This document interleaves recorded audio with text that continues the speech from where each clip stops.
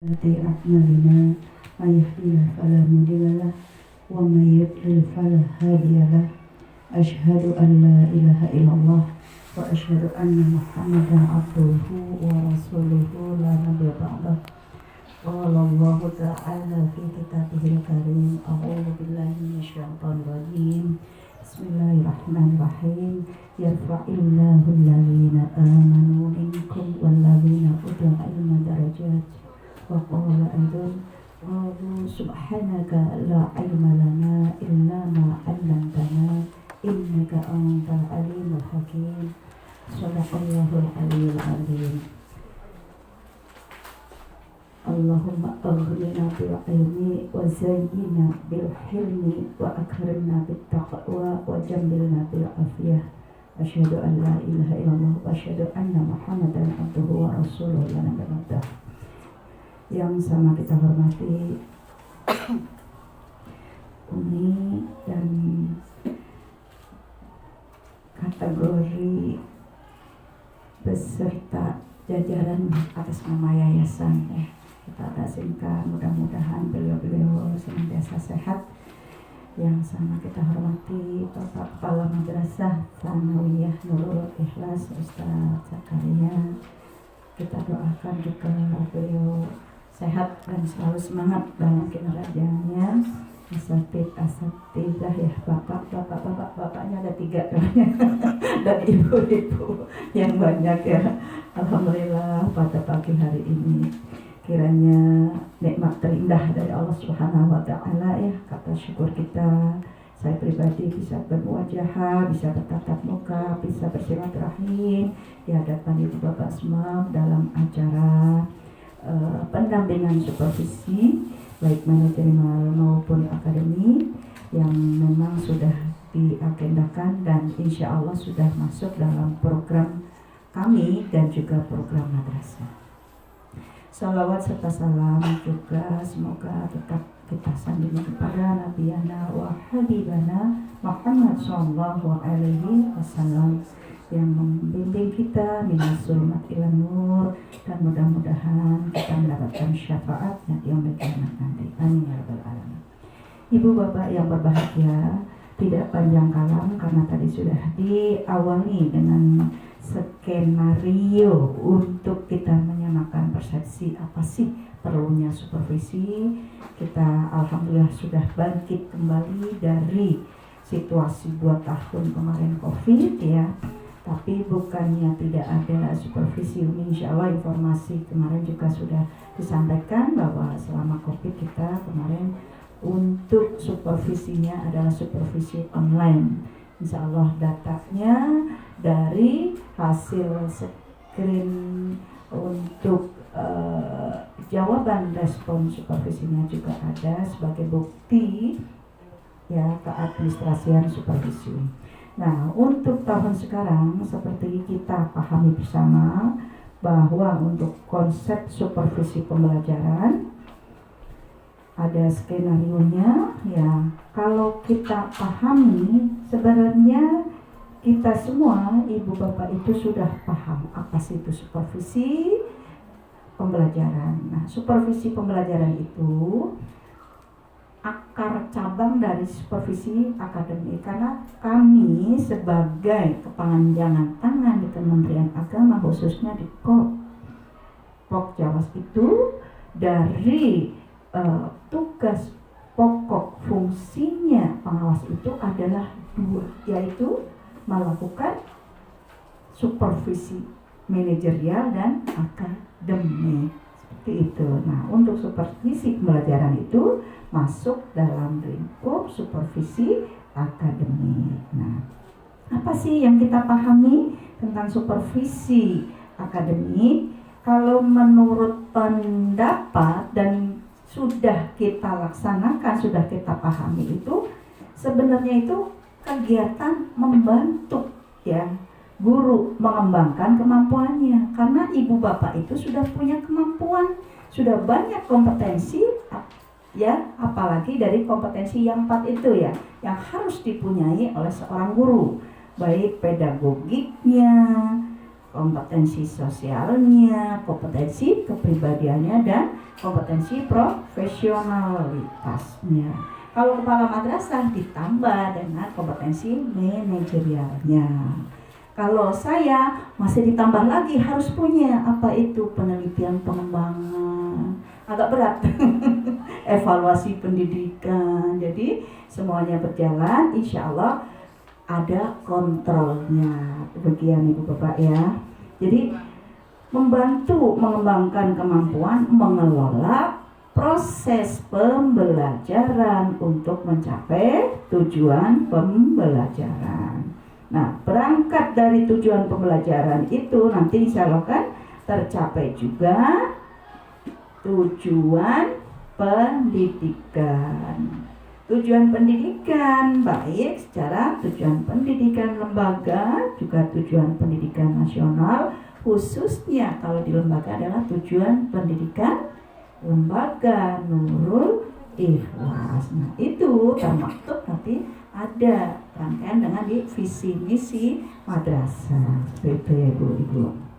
Nah, ada pendapat lain, kalau tadi supervisi itu upaya mengembangkan kemampuan dilakukan oleh siapa? Nah, ini dilakukan oleh kepala madrasah kepada guru, oleh seorang pengawas kepada guru, dan juga dari guru yang ditunjuk oleh kepala madrasah sebagai tim. Kan adalah namanya guru senior, adalah yang namanya wakil kepala bidang kurikulum, wakil kepala bidang kesiswaan, idealnya ada semua, wakil kepala bidang sarpras ya, kesiswaan. Nah, itu ditunjuk sebagai guru senior untuk melakukan supervisi kepada guru yang lain selaku teman sejawat. Nah, itu dimulai dari pemrograman, namanya program supervisi madrasah.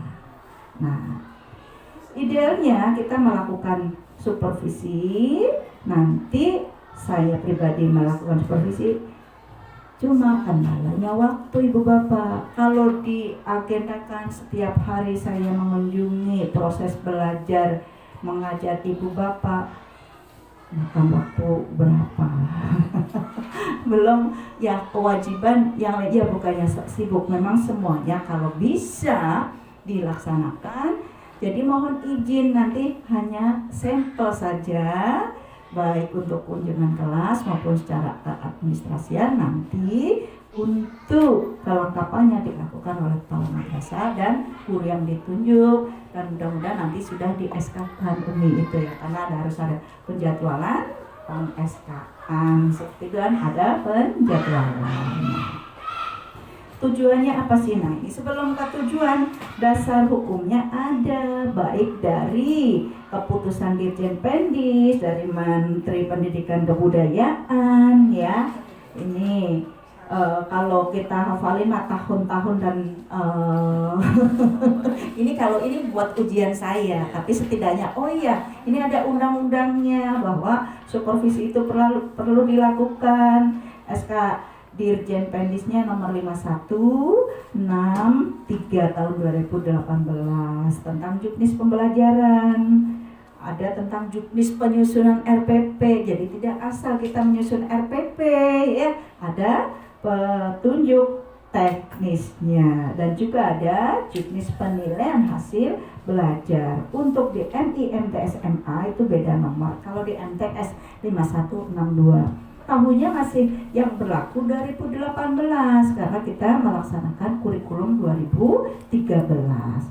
Nah, alhamdulillahnya mungkin pernah sudah saya sampaikan ya, setidaknya bukan pamer tapi untuk memotivasi, karena untuk SK Dirjen Pendis 5162/2018 saya pernah diajak untuk ikut serta sebagai peserta uji pabriknya. Kebetulan kegiatannya di hotel itu seluruh Indonesia, di hotel HS di yang di mana Harapan Indah. Nah, itu seluruh Indonesia, dari Kota Bekasi saya mewakili. Alhamdulillah. Nah, itu jadi sebagai pegangan, sebagai regulasi untuk juknis pembelajaran dan juknis penilaian. Nah ini kan berlaku insya Allah 5 tahun ya, 18, 19, 20, 21, 22, 23 ke 6 berjalan. Tahun depan kita sudah melaksanakan kurikulum merdeka. Toh kebijakan sehari 2 hari berubah kita nggak tahu, tapi minimal udah digaung-gaungkan bahwa tahun 2024 semua madrasah wajib melaksanakan kurikulum merdeka. Ya memang ganti menteri, ganti kebijakan pantas. Besok ganti menteri lagi, ganti balik lagi ke KBK, kurikulum bagaimana? Dulu kan bagaimana kita kan? Kurikulum berbasis kompetensi. Kurikulum K13 lagi diperpanjang lagi. Ya wallahu a'lam, tapi setidaknya kalau kita menyesuaikan dan adaptasi dengan keadaan sekarang, karena kurikulum merdeka itu banyak berbasis digital dan untuk perform dari seorang pendidik itu banyak menyesuaikan dengan keadaan sekarang karena sudah abad digital gitu Ibu ya. Nanti insya Allah kita perbaiki untuk di proses pembelajarannya tidak kolosal. Kalau zaman kita ya sekolah dulu ya gurunya dikte. Nah sekarang emang ada dikte? Ya nggak ada, walaupun latihan imla mungkin ada dikte, dijelasin gitu. Ya kalau sekarang dikte anak, waduh bosen. Iya iya. Sekarang bagaimana mengajak siswa untuk aktif? Kelas rame bukan jaminan gurunya tidak bisa mengendalikan manajemen kelas. Justru kelas rame itu kalau kita bisa ya mengembangkan manajemen kelas itu untuk keaktifan siswa. Diajari banyak ngomong, diajari supaya bisa bicara, diajari supaya bisa mengemukakan pendapat. Kalau zaman kita dulu ada yang bertanya, buru-buru pada takut kan gitu ya. Iya. Nah sekarang dipancing, kalau siswa nggak ada yang tanya, ya udah balik ibu yang bertanya, otomatis pada bertanya. Artinya untuk keaktifan siswa dan bagaimana bisa menyinergikan alat-alat digital yang sekarang, yang penting bisa kontrol. Kalau toh siswa-siswi sekarang tidak dan belum diperkenankan membawa alat komunikasi yang tujuannya untuk membantu pembelajaran, tapi sekali waktu itu dilibatkan, bagaimana nanti bisa kontrolnya kerjasama dengan wali kelas, dengan guru mapel yang lain. Kalau memang itu diperlukan, itu bukan suatu halangan. Kalau kita harus menghubungkan dengan pengetahuan sekarang, dengan info yang update sekarang, itu didapat dari internet, ya mau tidak mau kan harus melibatkan dengan alat digital. Itu Bapak ya. Nah, untuk kategori guru mudah-mudahan Ibu Bapak masuk ke komitmen guru yang tinggi, karena ada komitmen rendah, tinggi. Nah ya, sedang bagaimana Ibu Bapak bisa disebut dan kita semua bisa masuk kategori guru profesional, yaitu energik, ya punya niat baik. Kan insya Allah ketika kita bergabung di sekolah keguruan, katakanlah itu kan sudah punya niat baik ya, kita pengen ngajar, kita pengen mendidik gitu. Jangan hanya punten-punten sebagai rutinitas. Satu catatan, istiqomah perlu, bagus, tapi istiqomahnya juga harus tetap meningkat. Kita istiqomah mengajar tapi nggak ada peningkatan. Nah apa artinya? Kan seperti itu. Kita kan punya tujuan ya, mencerdaskan anak didik ya. Tidak segan melakukan pekerjaan sekolah di rumah, yaitu kadang kalau ibu-ibu rempong, tapi bagaimana kita bisa memilih prioritas antara pekerjaan rumah dan pekerjaan yang di lembaga atau di madrasah. Nah, untuk tujuannya ya, supervisi itu memberikan pemahaman dari konsepnya, perencanaannya, pelaksanaannya, penilaiannya, dan juga nanti ada tindak lanjutnya gitu Ibu Bapak ya. Kalau teman ya uplek-uplek kertas lagi ya gitulah. Kita mau melaksanakan pembelajaran, paling tidak perencanaannya juga sudah bagus, karena itu udah merupakan persentase. Kalau tidak perencanaannya kurang bagus, berarti pelaksanaannya juga nanti bisa dihasil. Karena gimana katanya sekarang, proses tidak mengkhianati hasil atau hasil tidak dikhianati proses, kan seperti itu. Itu nanti dimulai dari perencanaan, ada perencanaan, pelaksanaan, juga penilaian. Kita mengukur keberhasilan apa yang kita sampaikan ke siswa, dan tidak hanya transfer ilmu, kita justru mengajak, tidak hanya teacher center, tapi sekarang student center. Tidak hanya guru yang ngomong terus kayak orang ceramah, tapi sekarang bagaimana mengajak keaktifan siswa, seperti itu ya. Manfaatnya yaitu kembali ke lagi dari pengertian, biasanya ya sampai kemanfaatannya itu nyambung manfaatnya, supaya memberikan informasi kepada ibu bapak, pada guru tentang kelebihan, kekurangan, baik dalam hal menyusun perencanaan pembelajaran, melaksanakan dan menyusun instrumen penilaian. Nah, manfaatnya sebagai bahan refleksi guru dalam meningkatkan wawasan, kompetensi, dan profesionalismenya. Kita sebagai guru profesionalisme, insya Allah hasilnya juga ya menciptakan, membentuk peserta didik yang bagaimana, yang ideal, insya Allah. Jadi kita mengajarnya katakanlah tidak asal, bismillah. Walaupun dari awal saya pribadi tidak melakukan lagi kompetensi ibu bapak, tapi setidaknya dari hari ke hari ke depannya itu bertambah ya, dari secara hasil kinerjanya, dan tujuannya itu tercapai dengan baik gitu.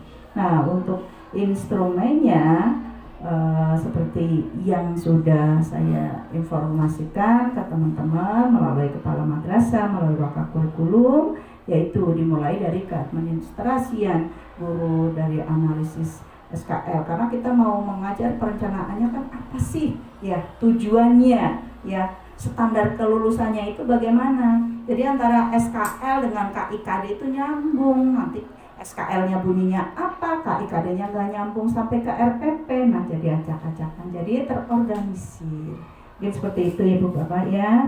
Nah, ruang lingkupnya sama, perencanaan, pelaksanaan, analisis, dan tindak lanjut. Jadi saya pribadi juga nanti melakukan analisis dari hasil supervisi yang kita lakukan, seperti halnya ibu bapak melakukan analisis penilaian baik hasil ulangan maupun analisis butir setelah melakukan penilaian terhadap siswa. Itu ya ibu bapak sebagai pengantarnya. Nanti saya mohon izin ke Umi, satu saat nanti di semester 2 kita menyiapkan untuk kurikulum merdeka adalah sama teman-teman yang kita belajar bareng untuk melaksanakan sosialisasi kurikulum merdeka. Karena istilahnya sebenarnya